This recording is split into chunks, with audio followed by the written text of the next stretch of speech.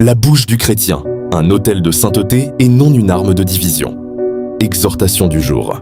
Texte de base. Éphésiens 5:4. Qu'on n'entende ni paroles grossières, ni propos insensés, ni plaisanteries déplacées, choses qui sont contraires à la bienséance. Qu'on entende plutôt des actions de grâce. Éphésiens 5, verset 4. L'introduction. Dans ce passage, l'apôtre Paul montre que la vie nouvelle en Christ se manifeste aussi par notre manière de parler. La sainteté ne se limite pas aux actes visibles. Elle s'exprime dans les paroles qui sortent de notre bouche. Jésus l'affirme, c'est de l'abondance du cœur que la bouche parle. Matthieu 12, verset 34.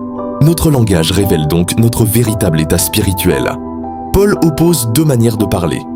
Celle de l'homme, livré à sa nature, caractérisée par les paroles grossières, les propos insensés et les plaisanteries déplacées, et celle du croyant, dont la bouche est remplie d'actions de grâce. Ce contraste nous invite à examiner la qualité de nos paroles. 1. Une bouche sanctifiée est le fruit d'un cœur nourri par Dieu. Les mauvaises paroles ne naissent pas spontanément. Elles sont le reflet d'un cœur influencé par ceux qui l'écoutent, fréquent et nourri. Le psalmiste illustre ce principe lorsqu'il déclare « Heureux l'homme, qui ne s'assied pas en compagnie des moqueurs, mais qui trouve son plaisir dans la loi de l'Éternel et qui la médite jour et nuit. » Psaume 1, versets 1 à 4. Celui qui fréquente les moqueurs finit par adopter leur langage. Celui qui médite la parole de Dieu laisse Dieu façonner ses pensées, son caractère et ses paroles. Avant de transformer notre bouche, Dieu veut donc transformer notre cœur. 2. Les paroles peuvent détruire le témoignage du chrétien. Les exhortations de Paul trouvent un écho particulier dans notre société. Les compétitions sportives, comme la Coupe du Monde ou la CAN, ou encore les films brésiliens deviennent parfois des occasions d'injures et de mépris, entre croyants, voire de séparation, de certains couples chrétiens. Puis encore, les périodes électorales révèlent également cette faiblesse. Les appartenances politiques engendrent parfois des discours sectaires et des divisions jusque dans les communautés chrétiennes.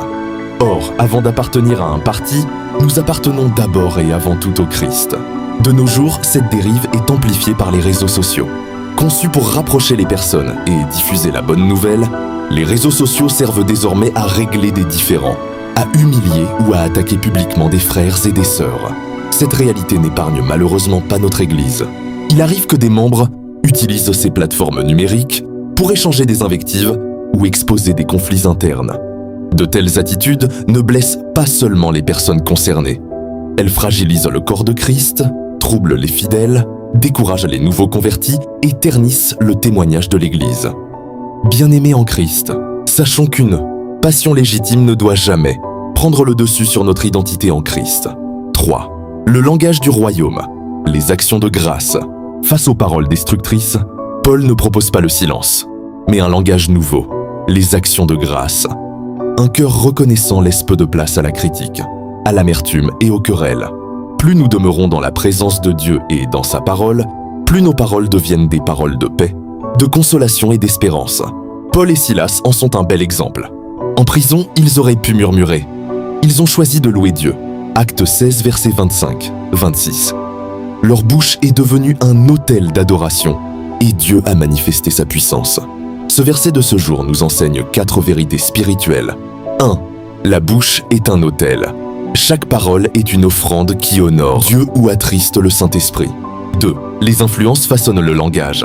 La compagnie des moqueurs produit la moquerie, tandis que la méditation de la parole produit la sagesse. 3. Les paroles ont un impact collectif. Elles peuvent fortifier ou fragiliser le corps de Christ. 4. La reconnaissance est une protection spirituelle. Elle ferme la porte aux murmures, aux querelles et à la division. Conclusion.